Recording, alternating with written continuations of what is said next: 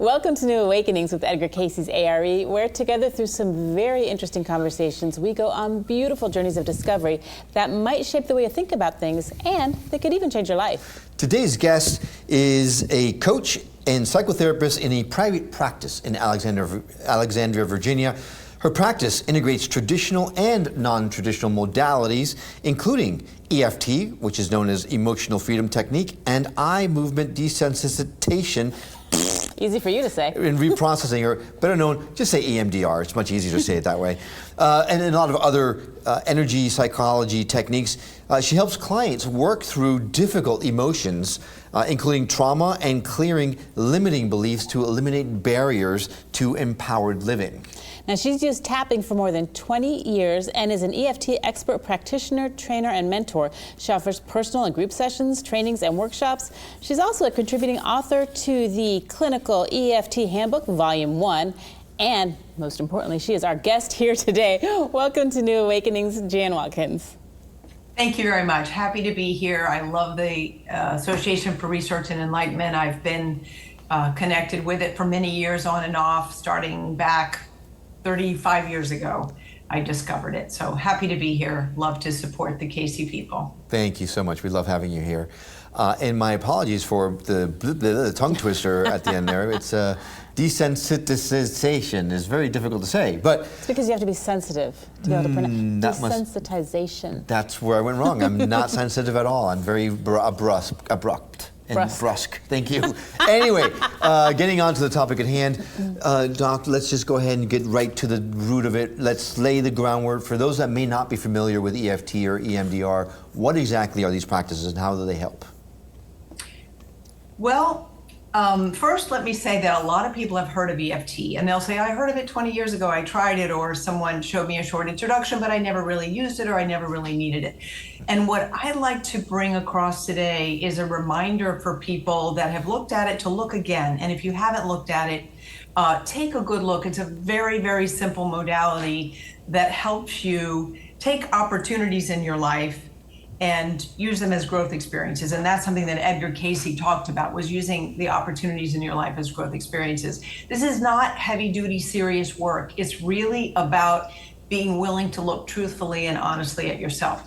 I didn't start out as a therapist. I was an accountant, I went to law school, I had a couple graduate degrees, and I learned tapping. And I couldn't believe when I saw fascinating shifts in people in a matter of minutes about serious things that had happened to them in the past. So it isn't saying, oh, let's go do some deep, heavy trauma work. It's quick, it's light, and it's a tool that I believe everybody should have. I raised my kids with it. We all pretty much do it every day. So while it's one of the reasons I put coach in my description rather than psychotherapist, I went back to get a licensed clinical social work because I thought, oh, I must need some training to do this kind of work with people. But in fact, I really don't. And I basically do EFT as a coach. And it's something that I believe everybody should have at the ready to use in a daily basis. Why? Go ahead. No, I was gonna say, so what exactly is it? Are you tapping yourself? What does that mean? Got it. So throughout the day, little things bother us. And most of them we get over, they're not that big of a deal. Someone makes a face, gives you a rude email, parks in your space, something like that. And we get through those things, but some things we don't. And we go over them in our mind over and over. I can't believe they did that, or I can't believe I have this diagnosis. So what we do with these opportunities that become, these experiences that become opportunities, is we look them right in the face. And while we're doing that and tuning into these difficulties or traumas or experiences or emotions, we're giving the body very simply a calming signal. And that just happens to be in the form of tapping on the end or beginning points of the meridian systems in the body. So the body has these meridian highways, we know back from the beginnings of acupuncture. And we know that if we combine exposure to calming the body, miraculously, the body takes the calming signal and says, oh, well, I guess that's not a big deal. I guess we didn't do anything wrong. And so what we get is a shift in our perspective, which is the magic that we're always looking for in any personal growth work. So while I practiced in the context of psychotherapy, again, I really think of it more as It's a very, the sessions are fun, they are enlightening, they are revealing. It's amazing that if something is triggering you today, as we tune into it, let's say you've got a, something happened. It could just be something you saw on the news, and it really makes you angry. So as we tune into that and give the body the contradictory signal here, what happens is very quickly it goes back to something we experienced in childhood that wasn't resolved. It reminds us of a time we got scolded and we really weren't at fault, or something like that. So it's always this exploration, almost like detective work, to see what is the root of this? Why am I overreacting to something that shouldn't even bother me? Once I desensitize that or neutralize that, I get a new shift, and then I literally have emotional freedom from that event. So it could be you see, I can't stop talking. No, this is great. My child that irritated me, or again, it could be a news item, or it could be a diagnosis that I got, or the look on a doctor's face when they said, you have XYZ, right? And I have that diagnosis shock. So it's something that really, if you have an emotion and have emotional reactions, sadness, grief, pain, fear, blame, shame, EFT can change that situation. Okay, so I'm going to bring in the dense guy energy into the conversation because I've heard about tapping before, and I gotta tell you, the times I did it, I felt pretty silly, right? I'm looking at myself going like, why is this isn't going to work? How does the act of tapping on your body, giving it, you mentioned giving it a calming signal, how does this give a calming signal to the body? How does that work? Well, there is actually specific research on it now. There are over 100 randomized controlled trial studies. And to answer that question specifically, because I don't really go into the research as much, but I do keep track of it. There are MRI studies now.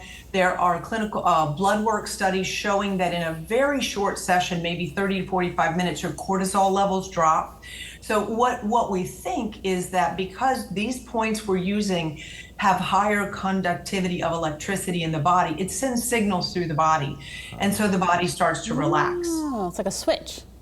Yes, it's like a switch. Now, as to your statement about as you're tapping, you're thinking, this won't work. What am I doing? I feel silly. In order for it to work quickly and effectively, we need some level of tuning into the issue. So when we get back in our head, it's hard to get a quick process. But if I'm really looking at the face of, say, a perpetrator or someone who wronged me, or something that yesterday I was working on, the look on the face, this child went all the way back to childhood, and the look on her aunt's face when she pushed the lollipop in her sister's mouth. And it's the shock that we get sometimes when something like that happens. So as long as she could tune into that, we're not going to talk about it, explain why the aunt felt that way, why she was justified. We're just going to feel it. You can feel the jolt in the body, and then I'm giving the body this signal. So we think it's connected to the connectivity of electricity in the body. We see the changes in brain. One of the most recent studies was an MRI study of a lady named Peta Stapleton who worked with obesity clients, and they showed high caloric food images to the subjects and saw activation in certain centers in the brain for pleasure. After tapping, show the same pictures of high caloric food, same exact pictures, no activation in the brain. So it's like we cut off that automatic fire alarm signal, whether it's to fight or flight, to needing reward or pleasure. So it's like a reprogramming of the body's alarm system, which we believe is set in the amygdala. Hold the presses. Are you saying that tapping can help someone lose weight?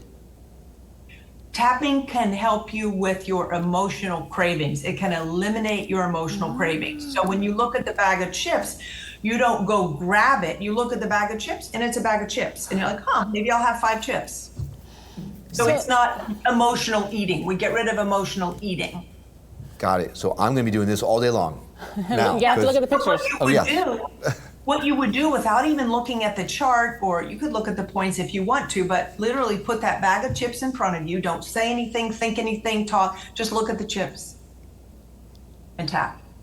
You'll automatically be desensitizing an automatic reaction that is been programmed through years and years and years of eating.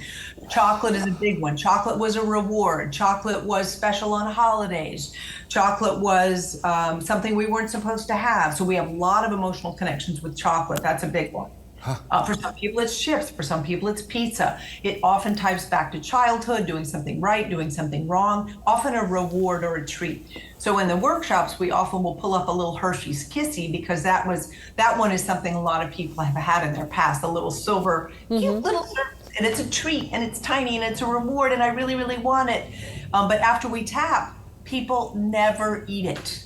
I've yet to have anybody ever pick up their little Hershey's Kissy and eat it. They don't want it. What? Wow. Those are my favorite too. I So know, he that'd buys be them by quite the the test. So Bad does that come back, and then the next day I have it could be another connection to the Hershey's Kissy. So some of these are layered, our programming, and our responses are the same, whether it's with food or if somebody asks me to do something, or procrastination. Maybe I look at a pile of clutter and then I berate myself because I haven't cleaned that up. Look at the clutter and feel all the messages that you're getting, and just tap. And don't think, just look at it and then feel it. You'll feel your chest tighten, your stomach tighten, and then it'll lighten up.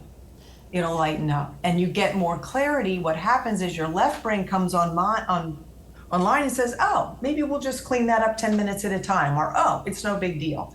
Makes sense. So we're clearing the emotional overwhelm. When we have emotional overwhelm, the left brain gets flooded and doesn't operate. So I'm irrational. So I might respond to something. You don't respond to it. I have something in my background that's triggering me with that, but it doesn't trigger you. So it's very individual. It's very surprising what comes up. I mean, it's unbelievable what comes up. You could never figure it out. So a traditional therapist might say, well, this sounds like it ties back to when your mother was really mean to you. It never ties back to that stuff. It ties back to a specific incident where someone did something or said something and it put you into a bit of a shock. And in that moment, you thought, okay, I'm bad. So the next time you have a similar incident, or the weather's the same, or there's same foods on the table, you get triggered again and you don't really know why. You feel kind of weird. Something doesn't feel good. So you tune into what was that trigger that turned on my alarm system. Basically say, all right, that's not going to be an alarm system anymore. It's not. It's like looking at the boogeyman in the closet. Okay, nothing really bad. We get a perspective shift and we're free from that particular trigger. So if someone had a rough childhood, and they know they had a rough childhood, and they know that these things happened and they caused, they've had this subconscious response, could they just kind of go away for a week, and just sit there and think through the specific events and just tap their way through that? Absolutely. And one of the programs that Gary Craig, the creator of EFT, which was about 30 years ago, came up with, was he called it the personal peace procedure. He said, just write down everything that ever happened that you remember that was really, really bad, and go through them one at a time. The other way to do it, however, I think even a little simpler, is what is triggering me today? Because that wires all the way back, and it often goes to something that I would never really consciously be able to pull up. So if I notice what's triggering me disproportionately today, it will pull up that early incident. But to your point, yes, the only time something won't clear easily and quickly, and it's helpful to work with someone because they can kind of hold your hand and you don't get lost in it. But sometimes things won't leave like that because I don't want them to leave. So let's say I have anger at something that a family member did when I was 10 years old, and I am righteous about it, and they were wrong, and it was terrible, and it caused me terrible harm. I have to work on that piece first, that I'm not going to let it go. I'm not going to let it go, because the system won't let it go if it thinks it's serving some purpose. So because I adopted that anger as a strategy. So if I'm not holding on, and there are some people who don't hold on, they let things go, all of that stuff would, yes, go away in a week. We'd clear it all out. So people will say, oh, I've worked on my mother issues for 10 years with a therapist and I don't want to look at it anymore. But when we look at something that happened with your mother, it doesn't come back. This is finished. When we get to that incident that happened. That was going to be my next question. Is this a permanent fix when you're tapping, or do you have to do it periodically to kind of refresh the connection? when we find a specific trigger, so let's say your trigger is a black dog because you got bitten by a black dog, and it was a particular breed of a dog, and we look at that, we remember the incident, we bring it up in your mind, and we tap, you no longer will have that response to that image. It's gone. It's finished. It's now, if it has expanded over the years and it includes all dogs, then we have to do a little bit more work. Or if it now expands to veterinarians or something. So sometimes we have to look around a little bit to get everything. But when you desensitize a particular trigger, I have never seen it come back, not once. That's remarkable. That's incredible. Why isn't everybody doing this? Because it's so profound that I think people don't really believe how powerful it is. And that's why I say, people will say, oh yeah, went to a workshop 20 years ago, worked on my headache, never thought to use it again. But it's a daily tool. And my kids they're all very much into adulthood, have grown up with it. So wouldn't be uncommon in our household to say, well, you shouldn't have said that. Well, you should tap on that. So, we'd be tapping like, I can't believe you said that to me. And we would resolve a problem that way and it's over. Wow. So your kids are using this and well, you're a trained professional with this, but like we're not. So how would we, if we wanted to incorporate this into our lives, do we go for a session? Do we get trained? How would that work? What does that look like? I'm glad you asked that question, and I'm looking across the room. I'm not going to get up to go reach it, but I have a sealed DVD set that is where I learned EFT from. Gary Craig, this was way before the internet, put together this DVD set, which we could buy. It's 5 or 6 CDs. That's where I learned everything that I know, just by watching these DVDs. So to answer your question today, there are plenty of workshops. There are simple books. This has everything in it that you would ever need to know. It's in it even more. And then there's a more complicated one that's very recent that's good called Tapping. But by taking a workshop from someone who's done it for a while, most of the workshops are experiential, so you'll have experiences in the workshop and see it work, not just with yourself, but with other people. That's when I really got it, when I saw other people, because I wasn't as aware of shifting in myself. In fact, Roger Callahan, who created the predecessor to EFT, it was called thought field therapy, he said that when you shift something like that quickly, let's say I have 10 out of 10 anger at someone and then I shift it, I'm a little confused afterwards, and I will say, oh, I wasn't that angry in the first place. I don't really get it that it could have shifted. He called it the apex effect. So when I saw other people, I was like, wow, I could see it shift in other people. But to answer your question, a workshop, a book, starting with anything, practicing with anything that comes up. I went home before I got the DVD set with a 1-page flyer from a holistic practitioner. And I didn't really know what to do with it. It was 1 page. And it said, try this for headaches, insomnia, 2 or 3 other things. And I didn't have any of those things. So I just kept the paper. And finally one night my daughter couldn't sleep. And I said, oh, insomnia, let's try it. So I tried it on that. But the truth is it works on anything that you have an emotional reaction to. Insomnia being anxiety, basically. So it really has to be there has to be an emotional trigger. So for example, I suffer from migraines. I don't know that it's an emotional trigger that brings them on, but is this something that maybe you would recommend I try at the onset to see if it might make it go away? Very effective with migraine. There might even be specific strains on migraines, 100%. So what happens is by the time you have something lodged in the physical like that, the migraine, what we'll do, we would start with the headache if you're in the middle of it and just let the body talk. Just feel it and go into it and see what comes up, and you'll be surprised. Metaphors come up, you might have dreams, you might have specific memories. What we do with a physical condition, we go back to the date in your life, what was going on when you started having them. I had a lady with migraines, they started at age 11. She remembered it specifically. What happened around the time you were 8-11? Well, wait a minute, this is a physical condition, right? Has nothing to do with anything. Her father moved across the street and took up with, left the mother and moved in with a lady across the street. That's what happened at age 11 when the migraine started. Wow, that poor kid. Wow, oh, that would be terrible. Oh, so then we work on those, all of that reactivity around that. Then we get a little further And we weren't getting immediate success. So what did we look at? Is there a part of me that doesn't want to let go of my migraines? Well, the migraines had become a part of her excuse system for, I can't go out, I can't do this, I can't work today, I can't go to that party because I have a migraine. So we had to work on that a little bit because physical conditions start to have a secondary benefit. So sometimes, not always, but my back pain or my migraines or my headaches, sometimes now I've worked my whole life around them, so I may not let them go right away. You might have to tap through that part so that I will lighten up a little bit and then they can go away. But I have 2 people that came in with cancer surgeries coming up. EFT doesn't cure cancer, but EFT takes the stress off the body that's helping keep that condition in place. Both of those cancers, in fact, one of them, in the week before he had the actual surgery, every day the surgeon was doing sonograms or MRIs, I forget what it was, and every day he was saying, well, I think there's some cancer cells in there. Actually, well, I'm not sure. Well, we'll go in and look. And there weren't even any cancer cells by the time he got to the surgery.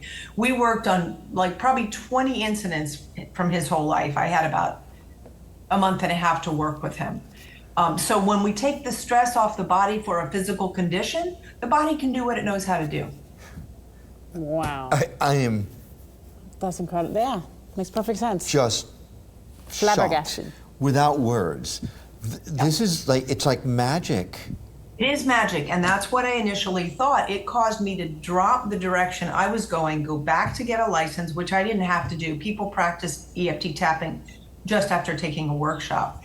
I thought it was magic, and I still today am amazed that more people don't get the full breadth of what it can do, because Right. it's kind of unlimited. I had an 18-month-old one time. The parents came in and they said, we want to learn tapping. They brought their parents in. I had 4 adults and an 18-month-old. And they said, all right, let's use an example you're going to teach us. We have a problem with the 18-month-old. He won't get in his car seat, and he screams and throws a fit, and we can't leave because we can't get him in the car seat. So all I did was I said, this is how you do tapping. I showed them. And I said, I pretended as if I were the 18-year-old. I don't want to get in my car seat. He was pre-verbal. He wasn't even talking. He was walking around the room. I don't like when you strap me in. I don't know how long I'm going to be in the car seat. It's not even comfortable. I can't see anything. And he would just occasionally knock things off my shelf and look at me like I was, some kind of weirdo. She called me the next day and said, no problem with the car seat. 2 weeks later, miraculously, not an issue ever again. So it also takes the stress off of, in a situation with a child, the parents probably reduced their stress about it as well. Yeah. Somehow the issue was gone. She said, now can you help me? He's putting sand in kids' hair at the playground. So always something else. Right. So, but you were doing it you were tapping yourself, and he was looking at you while you were doing that. Yeah.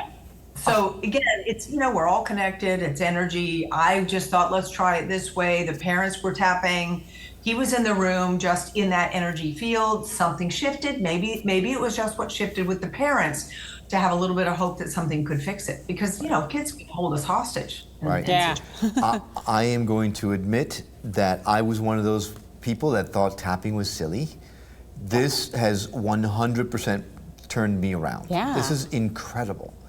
It looks silly. It is incredible. And I think that's why people don't fully get it. Well, and I also, yes, reason why people aren't adopting it as much as widely as perhaps they should is because it's seen as something silly that, there's some woo behind it, that, there's a disconnect there. But when people get this message that this is actually a scientific technique that is proven in the quantum to help in a myriad of ways, I think this might just change the world. And that's exactly what this show is all about. So Here's another, let me tell you another really quick thing that happens when you, I'll use it in the form as an example. A person in a work setting, female, in a group of 6 people, 5 men, really difficult interreactions, inappropriate things. So this person does the tapping on, I'm disrespected, I'm not heard, I'm frustrated, I'm angry. Over the course of 6 months to 12 months, and this is a very diligent tapper, very diligent tapper. 3 of the people have gone. They have left. They no longer work there. Three of the offenders. So what happens is when I change my subconscious belief, which in that case is I'm a victim, they have power over me, I can't do anything, I can't say anything. When I shift my perspective to I'm powerful, I can speak my truth, I'm okay, I'm safe, I have options, everything in your environment changes. That's the magic. People will leave, people will change, people will say to me, oh, well, now my son's not a problem because he started driving, so he's happier. But that's not why he changed. It's because you changed and your energy changed. Yeah. Wow. That's fantastic. Yeah. That's great. Jan, thank you so much for coming and really dispelling one of the deepest myths I've probably lived with my entire life, or since I've seen the first tapper. You've converted me. I'm going to find a workshop. As soon as I get home, I'm going to look for a workshop. So if someone wanted to reach out to you to get some information, maybe schedule a session, what's the best way for them to do that? They can email me. It's just Jan with my middle initial L, Watkins @gmail.com, and I'll tell you everything I know, direct you to good resources.